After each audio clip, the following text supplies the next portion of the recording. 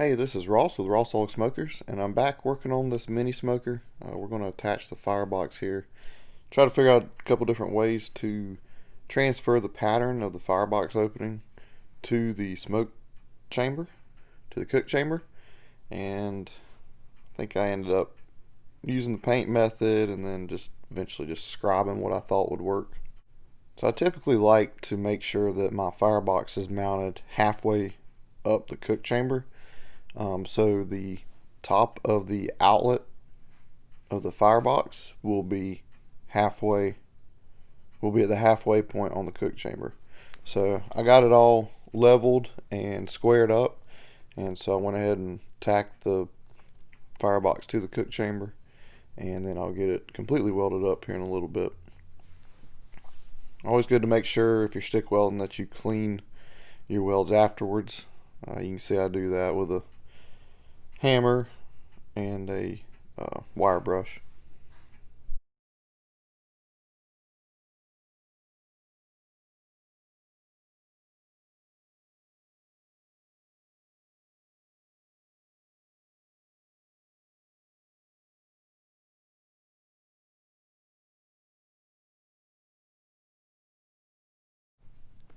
So now the firebox is fully welded on to the cook chamber, and now it's time to lay out the door for the firebox. You can see I got everything leveled up and squared, and I draw my coordinate system so I can begin laying out my door. So I used a compass to lay out my door. It's going to be a square door, or I lay out a square door in this scene. And if you remember anything from geometry, you can bisect these circles and end up actually making a perfect square. So that's what I'm going to do. You'll see me do that.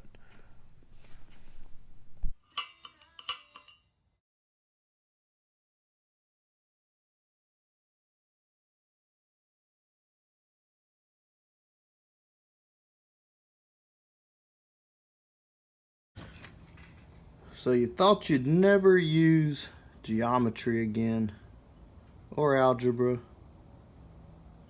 or calculus for that matter. But turns out I use it quite often. And if you remember anything from geometry, you can mark a perfect square by using radiuses.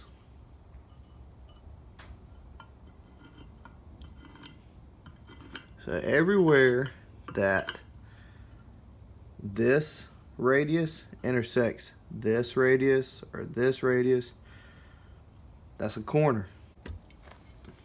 Here's a corner. Here's a corner. I don't think I did that one yet. Let's see.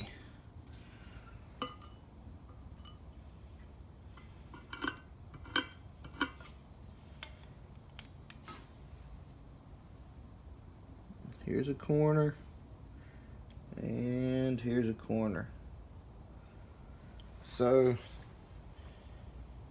that's going to be too close to the edges, I believe. So as it turns out, a square firebox really doesn't work on this small of a smoker. There's a size that you want to get to, and doing a square just wouldn't allow me to do that. So I decided to do an octagon. The good thing is all of the corners that I laid out before and all my points I laid out before using the bisecting radiuses, I can still use to lay out my octagon.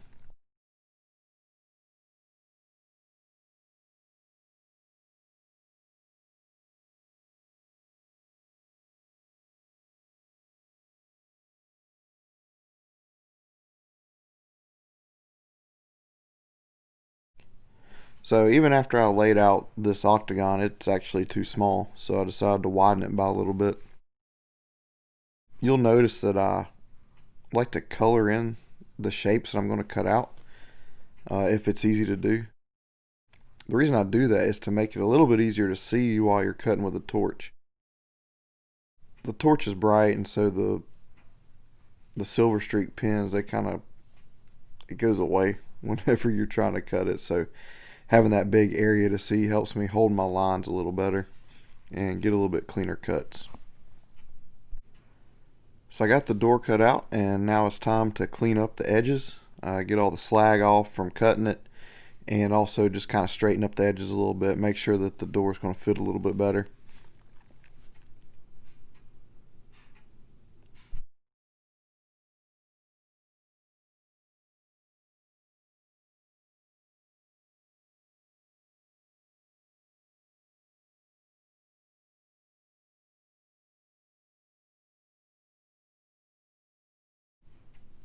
Now it's time to start cutting out the flanges for the door. There's a lot of little pieces, 8 of them to be exact, and this cold cut saw does a great job of cutting these out and cutting the angles that I need.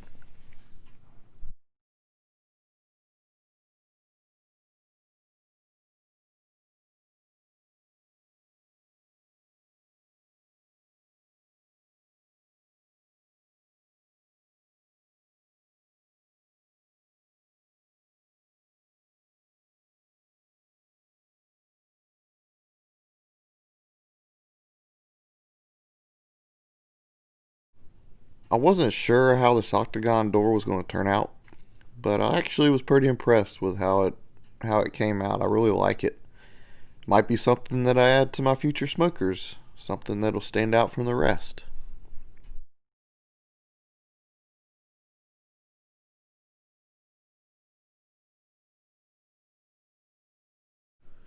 Now it's time to add a hinge to the firebox door. I use the same chain that I used on the cook chamber door for the hinge. So I get that welded on, and then I use a smaller piece of chain, a smaller size piece of chain to make my handle to open and close the firebox door.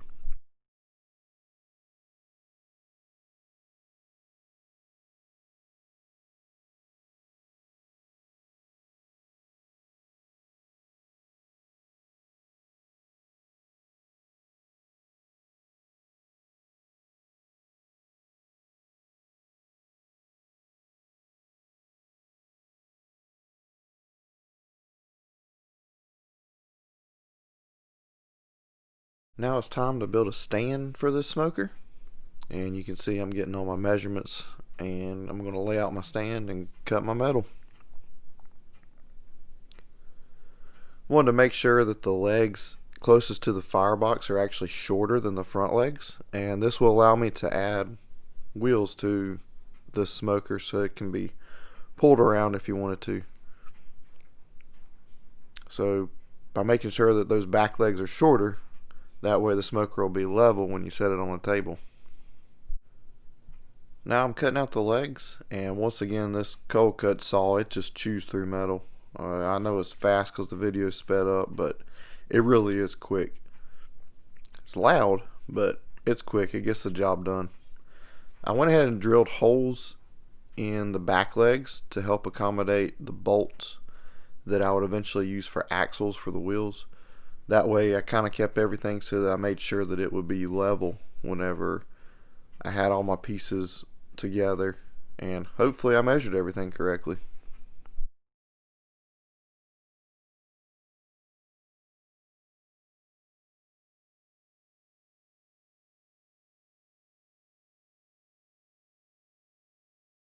So this is the bottom rack of the stand, and I'll put some expanded metal in here, and that'll allow you to store wood or put you a drip pan, a drip pail for the drain that I'll put in the smoker.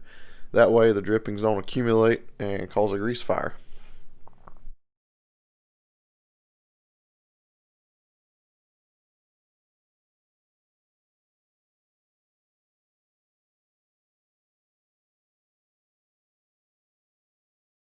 The next step is to attach the smoker to the frame. So I use a cutoff from the pipe, and I use that to get my radius that I need to cut in this angle iron, and you can see me cutting that right now.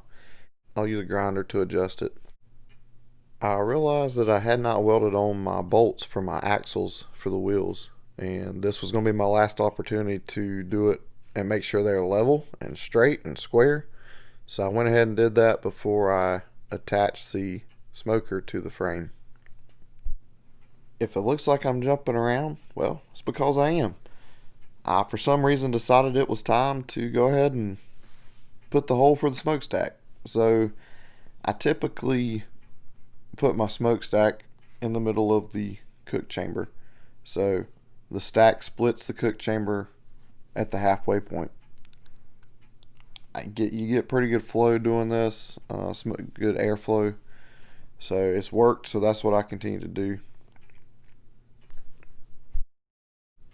The stack is a piece of 2-inch pipe, scheduled 10, that I found at the junkyard. And I cut it down to size, cut a 90 in it, welded that up, and that'll be my stack for my smoker. And now I'm back to attaching the legs to the smoker.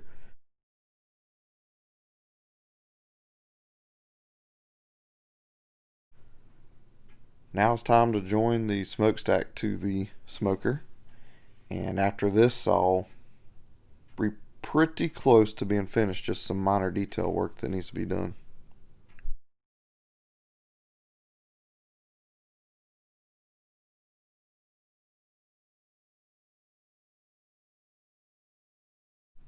Now it's time for an exhaust cap. I've always liked these tractor exhaust rain caps, so I thought it'd be cool to add this to the smokestack as a damper. And I tightened the bolt on it to make sure it's stiff enough where it'll actually hold the damper open instead of just flapping back and forth like it would on a tractor. Of course, the bolt's not tight here, but you get the idea. When that bolt's tight, it'll stay open. Next is making a handle for the smoker. I believe this is a number 5 rebar. So I'll bend this into a U shape and then weld it to the smoker.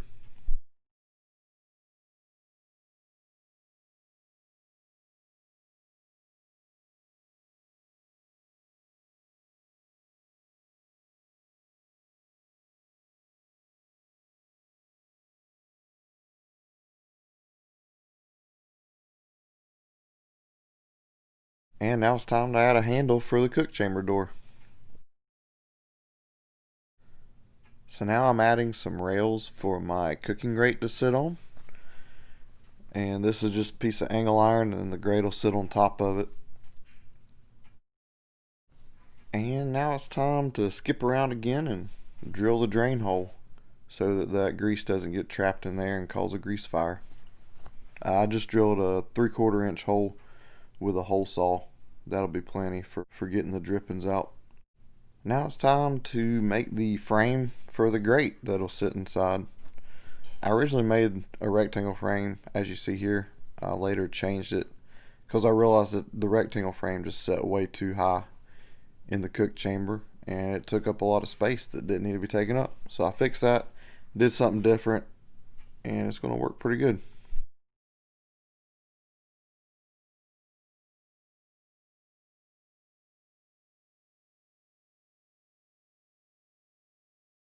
Well, just coming down to the final touches now. Got to add the thermometer, and typically on the smokers the thermometer is not a big deal to add, but on this one, because it's so small, the stem on that thermometer is so long that it would poke right into the meat if you were to close the door. So I decided to offset the thermometer just a little bit, about an inch outside of the cook chamber, or outside of the door, so that whenever the door closes, the thermometer isn't stuck halfway into that cook chamber. It's actually stuck closer to the door like a normal thermometer would be on my bigger smokers. So I had to take a nut and weld it in a piece of pipe, and then I made sure that my thermometer and everything was going to fit right and that it was positioned right, and then I welded it in place.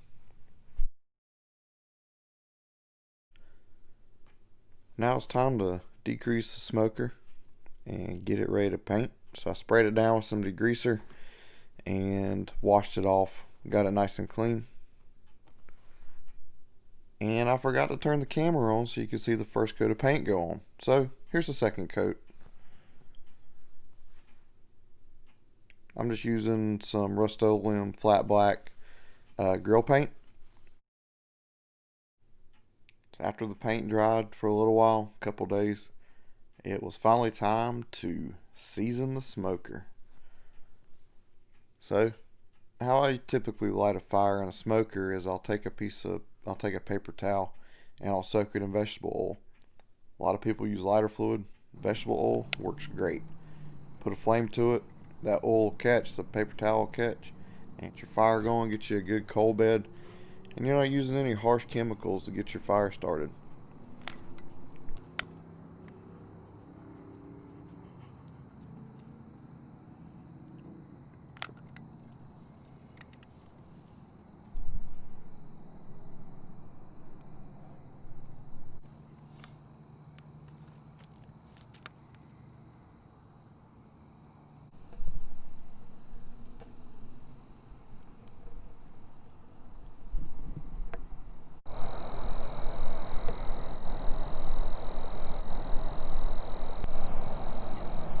Smoking away. And there's Camo doing what he does, sitting by the smoker. Probably fall asleep by that smoker.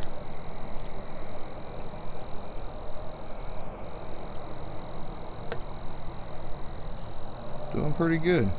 Got a little leaking around the door, but that's not bad.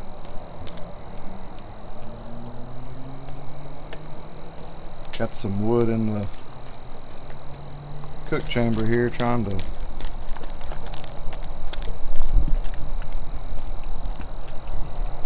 dry it out. Let's open it up.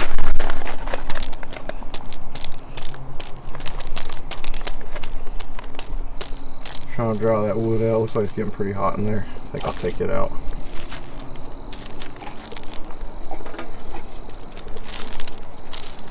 Yep. Pretty warm. It's alright, I've got welding fingers. So I'm going to let this run for a little while. Let it season up. I sprayed vegetable oil on the inside.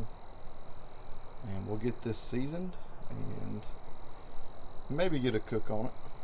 We'll see.